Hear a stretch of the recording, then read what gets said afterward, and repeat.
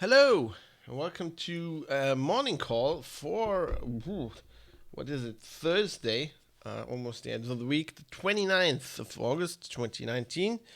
Here to bring you the tech news. Just seeing if I'm recording this bullshit. Yes, I am. Fab from Hamburg. Hey, how are you doing? I'm a bit, I'm a bit wiped. I built a Lego tank for 4 hours yesterday. That took more out of me than I thought it would. Man, we were resilient as kids. I had forgotten how much work that is. That's all. You should almost get paid for that. Um, but that's neither here nor there. Let's look at the news. We've got a full docket today. Lots of stuff happening.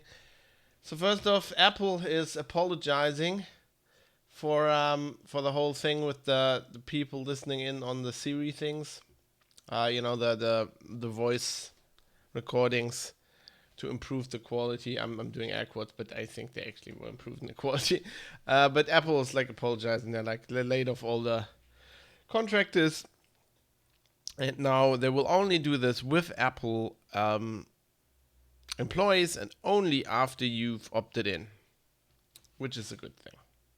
This is how it should be. Um, it chaps me a little bit that they're like apologizing, and Apple is like, it's good that they're apologizing, and that isn't the thing. That's what pisses me off is Apple's general stance. Not in this case, but generally they're like, oh, we're so for your privacy, and we're like this privacy-minded company. No, you're fucking not. It's just you did this like any other company, and you got caught, and then you apologized, and by the speed with which you just completely rolled over, I can tell that you already knew that this was gonna be unpopular and it was bad. So fuck you, Apple. I'm happy I didn't have Siri turned on ever. Fucking thing. It's utterly useless anyway. Huawei. So there is like conflicting news. So Reuters had a report that apparently Huawei is launching the Mate 30, the newest high-end smartphone from the Chinese company, on the 18th of September. Um, and they had that report on that. But a Google spokesperson who was asked about this said, "Well, we know that they can't use licensed Google services. So they can't use the Play Store, they can't use Google Maps, stuff like that. And the Google person said that makes it rather. Oh no, that was wrong. What was that? Wrong button.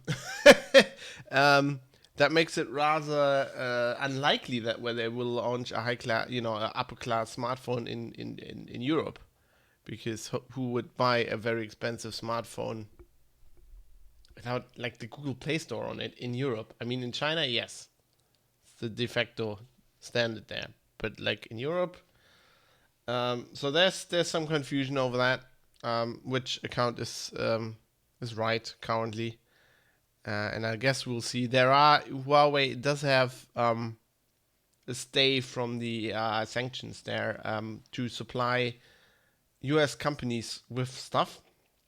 I think that's for 90 days. I think at the end of the month, this end of August, this all comes in, and they have a 90-day extension. But as the Google person said, that does not extend to new products. And this Mate 30 phone will be the first the first new Huawei product to launch since this whole trade war kicked off. So I guess we'll have to see. Meanwhile, Google is themselves reportedly shifting production to Vietnam.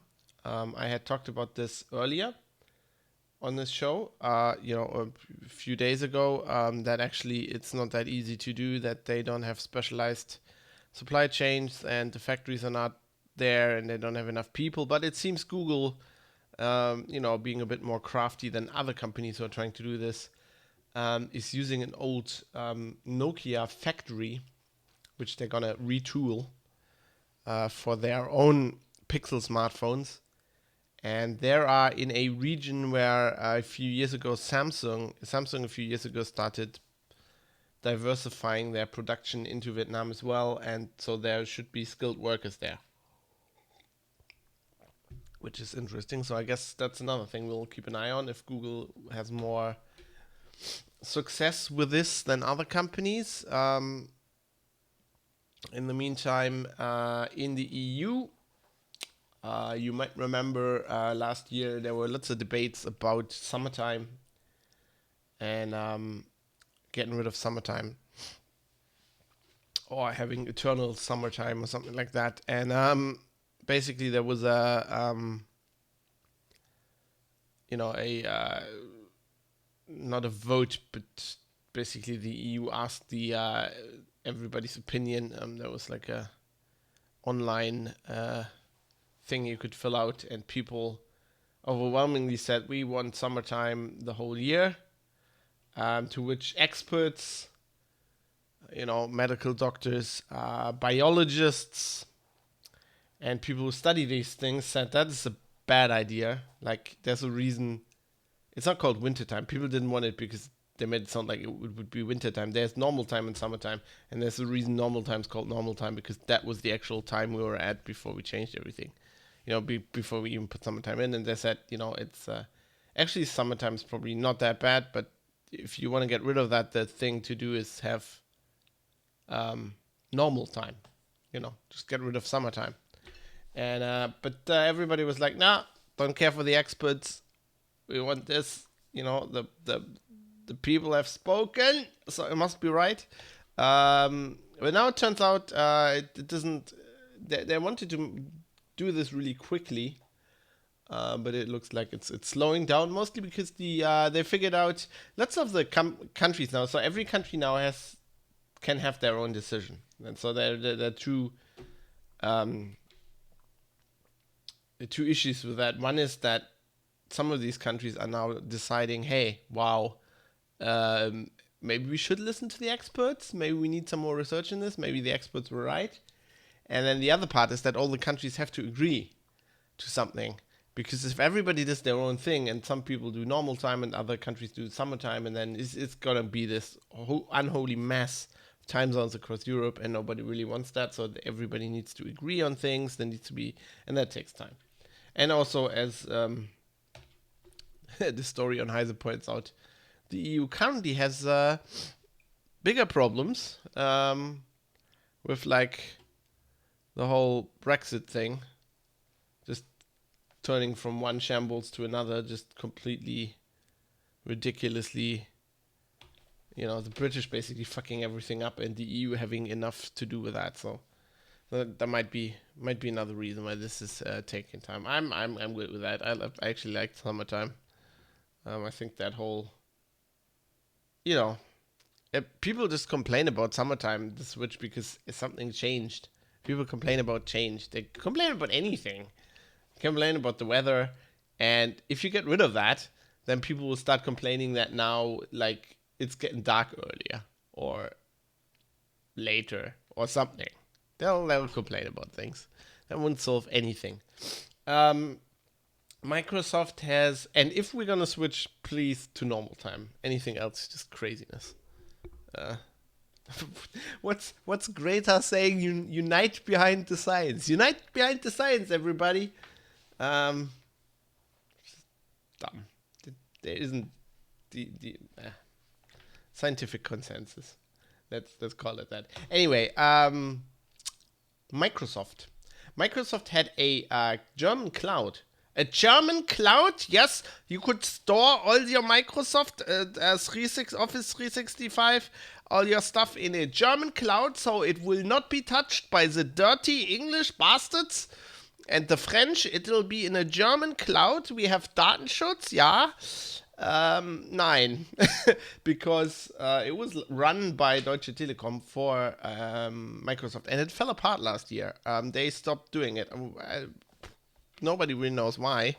If it was Telecom that didn't want to do it anymore. It looks a little bit like that, because while being out of the market for almost like a year, I think. Well, since August 2018, that that thing is still running, but it's only for people already in there. Like you can have new accounts and stuff. So it was like on live support basically. And yeah, now Microsoft has decided to do it themselves, and they're back. They have new servers in Germany. So if you have you can have the German cloud again, and it's only gonna touch pure German servers. Well, the thing is that they're kind of using their own infrastructure now, so they're actually using Microsoft infrastructure, but they're kind of certifying that it'll just be on German. It's it's a privacy issue, which is dumb. Like this whole thing is completely useless. I mean, isn't this why we have GDPR? So that it's the same all in Europe? Why shouldn't it just be European service? I don't get it. I don't get that stuff. Like, oh my god, like, with crypto messengers, there was always this thing like, oh, you streamer, it's from Switzerland. They're more trustworthy than the Americans. Like, how? How is a company from one country inherently more trustworthy than from another? Like, oh, use a German company, they're more trust. No, there's scumbag German companies. Lots of them. Have you heard of Deutsche Bank? Have you looked up their history? If you look up the history of Deutsche Bank, that's the worst corporate history in the world, I guess. Do I have to bring up Volkswagen? Not only were they basically founded by the Nazis, also diesel lying. I mean, come on. But you can now have your German cloud. If you want your German cloud, get your German cloud here. Wow. Mozilla has published a new version of Thunderbird 68.0. Unbelievable. They're still developing Thunderbird. Who knew? Well, I actually knew. I actually talked to a Thunderbird developer, like, I don't know, a few months ago. And he was, like, really pissed off that, like, after Mozilla basically said we don't do Thunderbird anymore. They're still, they figured out that was a bad idea and they keep doing it. And they're actually Mozilla people working on it. But, like, the PR is now shit. Like, they didn't reverse that PR thing, basically, because they didn't tell anybody about it, and now everybody thinks they're not developing it anymore, and the developers who are actually doing it are like really pissed off, which is understandable. But this new version has, what do we have? You can now have different language packs. You have one button that you can push and it marks all emails and all accounts red. I hope if you push that button, right, I hope you'll get like a nuclear explosion animation and you get like a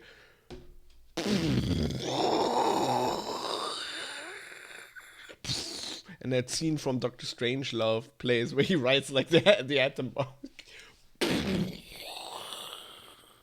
Your emails have now been marked red. That would be great. There's some stuff for admins, Microsoft account stuff, JSON administrator bullshit. But hey, there's also a 64-bit installer now, says in this Golem story. I'll have to try that out. Some plugins don't work though because they change stuff, which is not surprising. I hope it doesn't run like dog shit. Like can they fix that?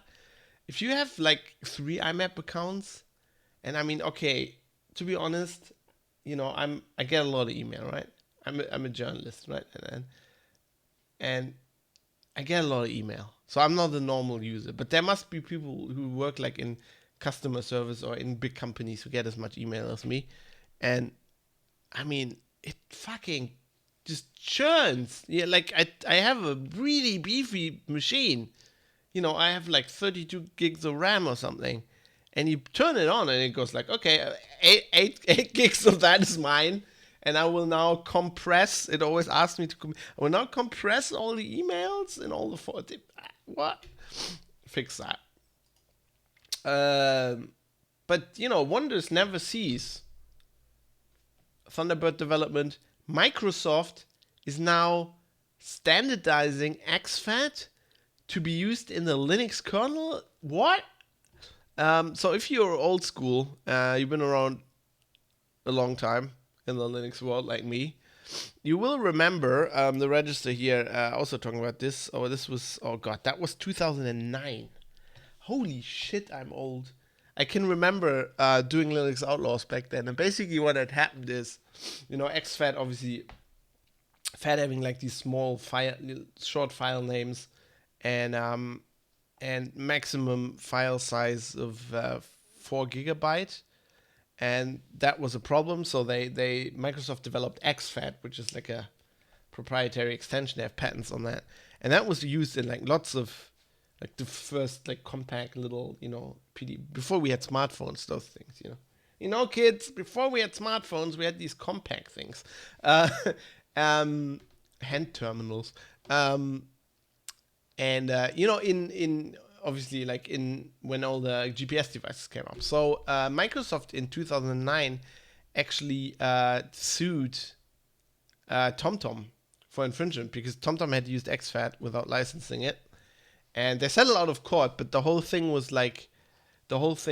was going down was like that the Linux community was getting worried. They were like, hey, okay, if they sue us, the patent thing, Microsoft back then was still like the bad guy, seen as the bad guy, from their behavior in the 90s and early 2000s, Steve Ballmer, Linux is a cancer, Linux is un-American, all that kind of shit. And so actually, I always like that Linux is un-American quote. Like all the Americans are like, oh, he's, they're like dissing us, and they're like, I don't know. I think that's a compliment. Anyway, so now they are saying they want to put that in a future revision of the Linux system definition, which will be published by the Open Innovation Network, which will mean it'll be covered under the Open Innovation Network non-patent non-aggression pact. So all companies that put technology in there basically sign this legally binding thing that they say, okay, I don't know how legally binding it is, but it's like pretty respected as kind of working, and they're basically saying, we won't sue you over this, right? We have the patents, but you can use this technology and you don't have to pay us for it or something. So it could then be integrated in the Linux kernel. So after 10 years later, it'll be in the Linux kernel, which is great, but on the other hand, it's like, well. But the funny thing is exFAT still used everywhere, right? All of these devices. I mean, I'm using like a hardware audio recorder right there that uses exFAT. It's everywhere. So that'd be cool. Now from something cool to something incredibly stupid in the Linux community, which happens quite a lot. People being dumb. So GIMP, the GNU image manipulation program, has a horrible name, right? Well, it doesn't have a horrible name, but it has a name where like prude people go, oh, especially Americans. Oh no, isn't that one of those latex suits you use when you have like weird kinky sex? So GIMP's had this problem since 1995. And basically we all got used to it. It's called GIMP. I mean, that's what it's called. Get used to it, right? And now there's actually a fork to fix the problematic name. In 2019, this is what, 20 years late? 24 years late? Like, what? What? And, okay, reading from the register here. So a topic titled "Consider renaming GIMP to a less offensive name," opened by developer Christopher Davis, stated. So this was on GitLab, where the source code is listed. I like to propose renaming GIMP due to the baggage behind the name. The most modern and often used version of the word GIMP is an ableist insult. An ableist insult? No, actually, it is a BDSM term, you fucking idiot. This is also the colloquial usage of the word blah, blah, blah, blah, right? This is 2019. This is like when Cyberpunk 2077 removes gender from the game because people can't deal with biological facts. What? Okay, and then we have the proposal was supported by another developer, Leonora Tyndall, who noted that I have on two on 2 occasions now recommended this program to photography and graphic design educators as an alternative to Photoshop, who told me that they considered it and found it good as software, but weren't permitted by the institution to use it in the classroom because of the name. Like, what fucking institution are you working for? Like, Jesus Christ. Like, if you use that in a primary school, like, you can't fucking, you can't assume that that kids know what it means. And if they know what it means, that's the problem, not GIMP. It's not even a bad word. It's not even a bad word. It's a sex practice. Grow the fuck up. Who are these people? Who are these? Sorry, rant. I should have prefaced that. I mean, Jesus Christ. It's not called cunt. I mean, I'd see that, yes, but GIMP is, yes, it's used as an insult, right? But so is, I don't know, Boris Johnson.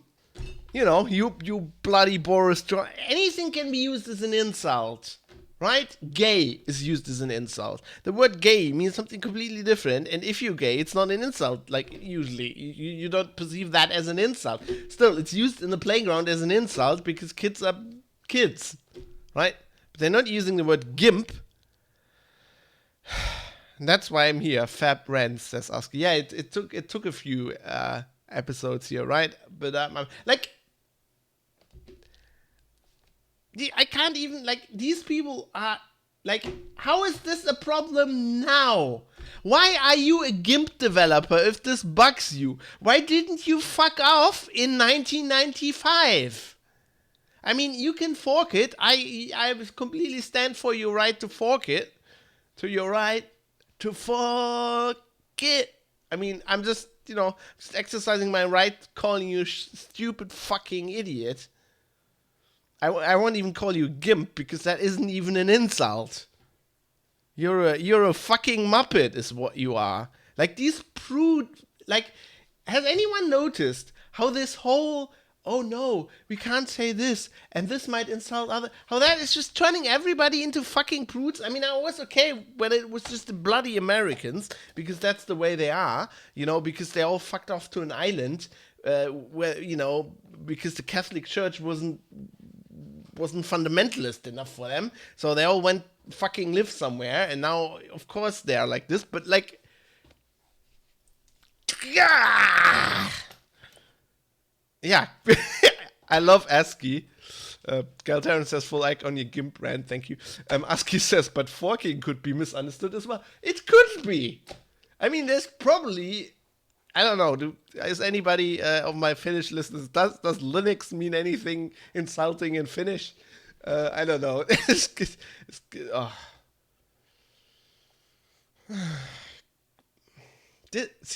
is why I've said this for years, right? Forklift. You forklift. You fucking bastard. This is why the Linux community isn't getting anything done, because they're forking software because of reasons like this. This is why the GIMP, I mean, we found it a good alternative to Photoshop. Yeah, if you're in a school, yeah, right. But this is why the GIMP isn't used in photography studios. It's not because of the name. It is because it is shit compared to Photoshop. I mean, Photoshop had its own problems, but like, have they gone past 16-bit color yet on GIMP? Like, it took them years, right? It took them, as far as I can tell, decades to switch all their old image manipulation plugins to something that's reversible, right? Which Photoshop has had since 10 years ago, 15, I don't know. Anyway, last topic. Let's move on before I get really mad. WoW Classic. This is some good news.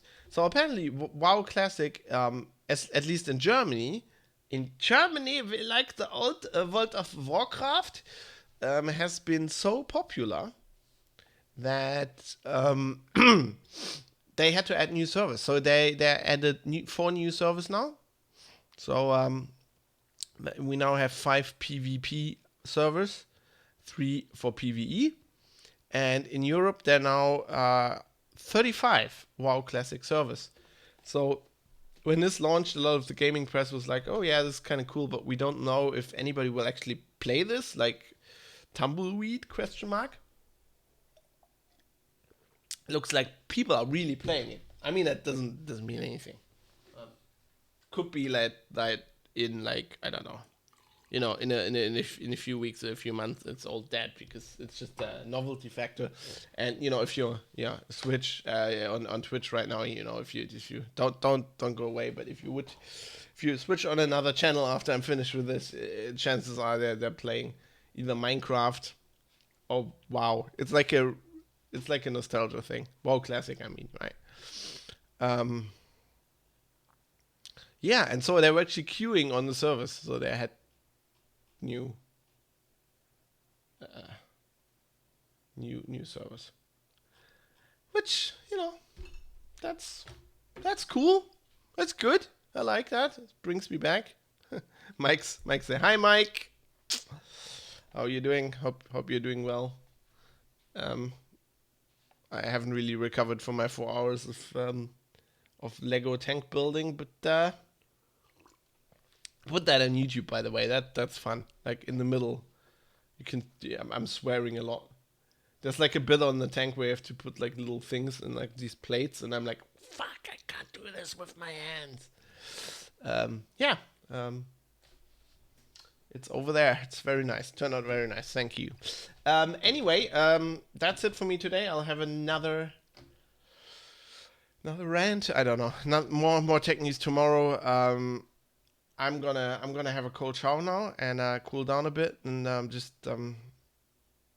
maybe I'll get naked and GIMP a little bit. No, GIMP stuff. See you tomorrow. Have a lovely day and just ignore those stupid idiots. Goodbye.